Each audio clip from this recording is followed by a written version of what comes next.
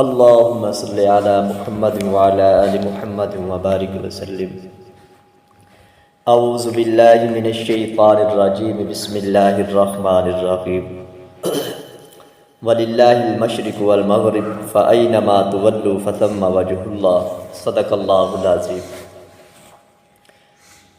بات ہو رہی تھی کہ اللہ تعالیٰ کی ذات صرف عرش پر موجود ہے یا ہر جگہ موجود ہے.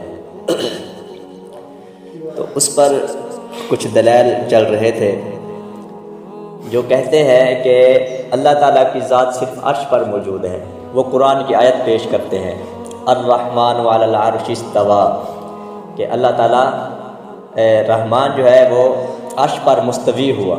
ثم استویٰ علی العرش، یہ آیت پیش کرتے ہیں. تو کہتے ہیں دیکھیں قرآن میں آیا ہے الرحمن علی العرش استویٰ، اللہ تعالیٰ عرش پر مستوی ہوئے. تو جو کہتے ہیں کہ اللہ تعالیٰ کی ذات ہر جگہ موجود ہے، وہ کہتے ہیں کہ ہم اس آیت کا انکار نہیں کرتے. ہم جب کہتے ہیں کہ اللہ تعالیٰ کی ذات ہر جگہ موجود ہے، اس ہر جگہ میں عرش بھی آ گیا.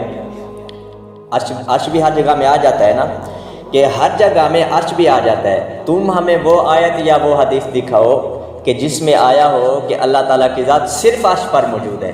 اللہ تعالیٰ کی ذات عرش پر موجود ہے، یہ تو ہم مانتے ہیں، اور عرش کے علاوہ اور کہیں موجود نہیں ہے. اللہ تعالیٰ کی ذات صرف عرش پر موجود ہے. اس طرح کی نہ کوئی قرآن میں آیت ہے اور نہ ہی کسی حدیث کی کتابوں میں کوئی حدیث ہے.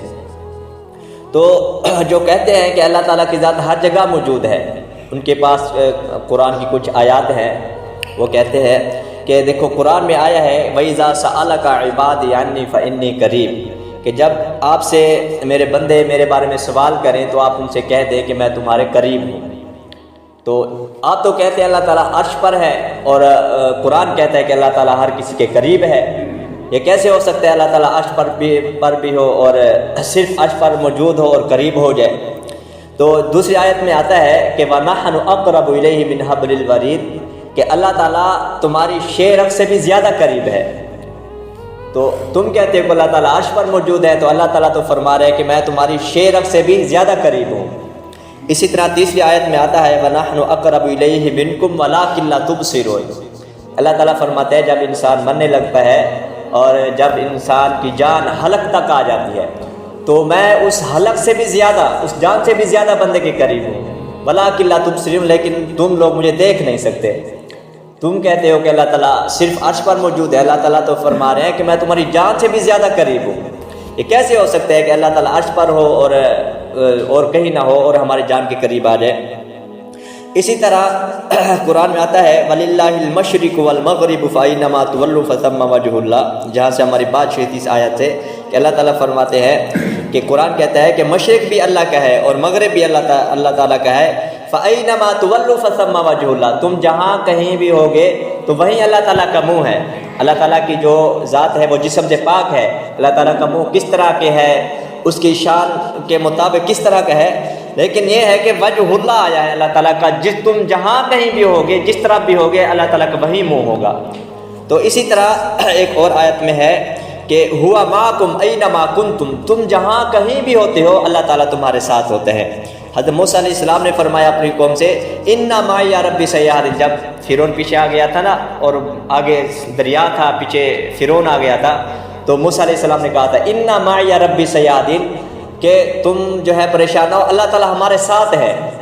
تو اس سے معلوم ہوتا ہے اللہ تعالیٰ ہر جگہ موجود ہے. اسی طرح قرآن میں آتا ہے لا تحزن ان اللہ معنا، تم غمگین نہ ہو، اللہ تعالیٰ ہمارے ساتھ ہے. تو تم کہتے ہو صرف اللہ تعالیٰ عرش پر ہے اور قرآن کہتا ہے کہ اللہ تعالیٰ ہر جگہ پہ ہے. اسی طرح آیت نمبر 8 ہے کہ ما یکون من نجوى ثلاثۃ الا هو رابعهم ولا خمسۃ الا هو سادسهم ولا ادنى من ذلك ولا اکثر الا هو معهم، جہاں تم 3 بیٹھے ہوتے ہو چوتھا تمہارے ساتھ اللہ ہوتا ہے، جہاں تم 5 ہوتے ہو چھٹا تمہارے ساتھ اللہ ہوتا ہے. تم جہاں جتنے بھی ہوتے ہو تمہارے ساتھ اللہ موجود ہے. تو اللہ تعالیٰ تو ہر جگہ ہمارے ساتھ موجود ہے، اور تم کہتے ہو کہ صرف اللہ تعالیٰ عرش پر موجود ہے. اللہ تعالیٰ عرش پر بھی ہے اور بھی ہر جگہ موجود ہے. اسی طرح آیت نمبر 9 ہے وَكَانَ اللَّهُ بِكُلِّ شَيْءٍ مُحِيطًا، کہ اللہ تعالیٰ نے دنیا میں جتنے بھی جو کچھ بھی ہے اللہ تعالیٰ نے ہر چیز کو احاطہ کیا. وَكَانَ اللَّهُ بِكُلِّ شَيْءٍ مُحِيطًا، محیطہ کہتے ہیں کہ جو کسی چیز کا احاطہ کر لیا جائے، جیسے اب یہ مسجد ہے، کھڑکیاں دروازے ہر چیز بند کر دی جائے، کسی جگہ سے کوئی سوراخ نہ ہو تو ہم کہیں گے مسجد نے ہمارا احاطہ کیا ہوا، مسجد ہمیں محیط ہے۔ تو جیسے ہاتھ میں ہماری کوئی چیز ہوتی ہے، ہم مٹھی بند کر لیتے ہیں، اب مٹھی ہماری تھوڑی سی بھی کھل جائے تو اس کو محیط نہیں کہتے، محیط اس وقت ہوگا جب بالکل بند ہو، مسجد بالکل بند ہوگی تو یہ ہمیں محیط ہوگی۔ تو قرآن کہتا ہے کہ وَكَانَ اللَّهُ بِكُلِّ شَيْءٍ مُحِيطًا، اللہ تعالیٰ پوری دنیا کو محیط ہے، احاطہ کیا ہوا ہے۔ جب اللہ تعالیٰ پوری دنیا کو احاطہ کیا ہوا ہے، پوری دنیا کو محیط ہے، تو ہم کیسے کہہ سکتے ہیں کہ اللہ تعالیٰ صرف عرش پر موجود ہے؟ اسی طرح سورۃ الانعام میں آیا ہے کہ اللہ تعالیٰ آسمانوں میں بھی ہے اور زمین میں بھی ہے۔ بخاری شریف میں ایک روایت آتی ہے کہ صحابہ کرام حضور صلی اللہ علیہ وسلم کے ساتھ سفر پہ جا رہے تھے، تو جیسے ہم جاتے ہیں تو شور مچاتے ہوئے جاتے ہیں، ہمارے یہاں رواج ہے شور کرتے ہیں، کہیں گھومنے پھرنے جاتے ہیں، تو صحابہ کرام سفر میں جا رہے تھے، زور زور سے کہہ رہے تھے اللہ اکبر لا الہ الا اللہ، اس طرح زور زور سے شور مچاتے ہوئے جا رہے تھے۔ تو حضور صلی اللہ علیہ وسلم نے صحابہ کرام سے فرمایا یا ایھا الناس ارحموا علی انفسکم انکم لا تدعون سم ولا غائب انہ معکم انہ سمیع قریب، کہ تم جو اے لوگو تم اپنی جانوں پہ رحم کرو، کیوں؟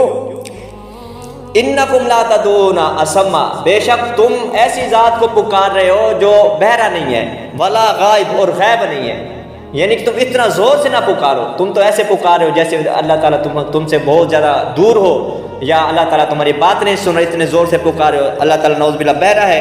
انہ معکم، اللہ تعالیٰ تمہارے ساتھ ہے، انہ سمیع قریب، وہ سن بھی رہا ہے اور تمہارے قریب بھی ہے۔ تو قرآن کی آیات میں بھی یہی آیات سے بھی یہی معلوم ہوتا ہے، جیسے اللہ تعالیٰ عرش پر ہے اسی طرح ہر جگہ موجود ہے، اور حدیث سے بھی یہی معلوم ہوتا ہے کہ اللہ تعالیٰ ہر بندے کے ساتھ ہوتا ہے اور ہر جگہ موجود ہوتا ہے۔ اسی طرح ایک کتاب ہے عقیدہ طحاویہ، یہ ہر مدارس کے اندر پڑھی جاتی ہے، جتنے بھی مدارس ہیں، تو عقیدہ طحاویہ اس میں عقیدے بتائے گئے ہیں، جتنے بھی عقائد ہیں اللہ تعالیٰ کے بارے میں، حضور صلی اللہ علیہ وسلم کے بارے میں، طالب علموں کو جو ہے عقائد جو ہے وہ بتائے جاتے ہیں، ہر مدرسے میں یہ کتاب پڑھی جاتی ہے۔ اس میں ہے کہ اللہ تعالیٰ حدود سے پاک ہے، یعنی جیسے یہ اب مصلی ہے اس کی حد ہے، یہاں سے یہاں تک یہ حد ہے، مسجد ہے اس کی حد ہے، ہمارا جو پنجاب ہے اس کی کوئی نہ کوئی حد ہے، پاکستان ہے اس کی حد ہے، دوسرا ہر چیز کی حدود ہوتی ہیں، حدیں ہوتی ہیں، اللہ تعالیٰ حدود سے پاک ہے، یہ اس کتاب میں لکھا ہوا ہے۔ تو اگر ہم اللہ تعالیٰ کو صرف عرش پر مانیں گے کہ اللہ تعالیٰ عرش پر ہے، تو اس کا مطلب ہے اللہ تعالیٰ حدود سے پاک نہیں ہے، اللہ تعالیٰ کی کوئی نہ کوئی حد ہے۔ جب ہم یہ مانیں گے اللہ تعالیٰ ہر جگہ پہ ہے، اللہ تعالیٰ ہر چیز کو محیط ہے، تو اس وقت یہ صحیح عقیدہ بنے گا کہ اللہ تعالیٰ حدود سے پاک ہے۔ اگر ہم عرش پر مانتے ہیں تو پھر اس کا مطلب یہی ہوگا کہ اللہ تعالیٰ کی بھی کوئی نہ کوئی حد ہے، حالانکہ یہ قرآن کے بھی خلاف ہے اور حدیث کے بھی خلاف ہے۔ تو یہ جتنے بھی آیات قرآن میں آئی ہیں تو وہ آپ کو کہیں گے کہ اس سے مراد اللہ تعالیٰ کا علم ہے، اللہ تعالیٰ کی ذات مراد نہیں ہے، یعنی کہ تم تین ہوتے ہو، چوتھا تمہارا اللہ ہوتا ہے، تم جہاں ہوتے ہیں وہاں تمہارے ساتھ اللہ ہوتا ہے، اللہ تمہارے شعر سے بھی زیادہ قریب ہے، اللہ تمہاری جان سے بھی زیادہ، جتنی بھی آیات ہم نے پڑھی ہیں تو وہ کہیں گے آپ کو کہ اس سے مراد اللہ تعالیٰ کا علم ہے۔ تو آگے ہم بھی ان کو یہی کہیں گے تم جو آیت پڑھ رہے ہو الرحمن علی العرش استویٰ، اس سے بھی مراد اللہ تعالیٰ کا علم ہے، تو تم کیا کہو گے؟ جہاں اللہ اگر تم کہتے ہو کہ ان آیتوں سے مراد اللہ تعالیٰ کا علم ہے تو ہم بھی تو وہ کہہ سکتے ہیں، اگر تم کہتے ہو الرحمن علی العرش استویٰ اس سے مراد اللہ تعالیٰ کی ذات ہے، تو اسی طرح دوسری آیات سے بھی اللہ تعالیٰ کی ذات مراد ہے، نہ کہ اللہ تعالیٰ کا علم مراد ہے۔ تو اللہ تعالیٰ کی ذات جو ہے وہ ہر جگہ موجود ہے۔ یہ بات ہم جو کہتے ہیں کہ ہر جگہ موجود ہے، یہ بات سمجھانے کے لیے اصل بات ہے موجود بلا مکان، اللہ تعالیٰ موجود ہے لیکن کسی جگہ میں نہیں ہے، جگہ سے پاک ہے، کسی مکان میں نہیں ہے، مکان سے پاک ہے، موجود بلا مکان، اللہ کی ذات موجود ہے بلا مکان، بغیر مکان کے۔ تو یہ ہم اس لیے کہہ دیتے ہیں اللہ تعالیٰ ہر جگہ موجود ہے تاکہ بات سمجھ آ جائے کہ اللہ تعالیٰ ہر کسی کے ساتھ ہے، صرف عرش پر نہیں ہے۔ باقی اس پر کوئی اگر آپ کے ذہن میں کوئی سوال ہو تو وہ آپ پوچھ سکتے ہیں۔ اللہ تعالیٰ عمل کی توفیق عطا فرمائے۔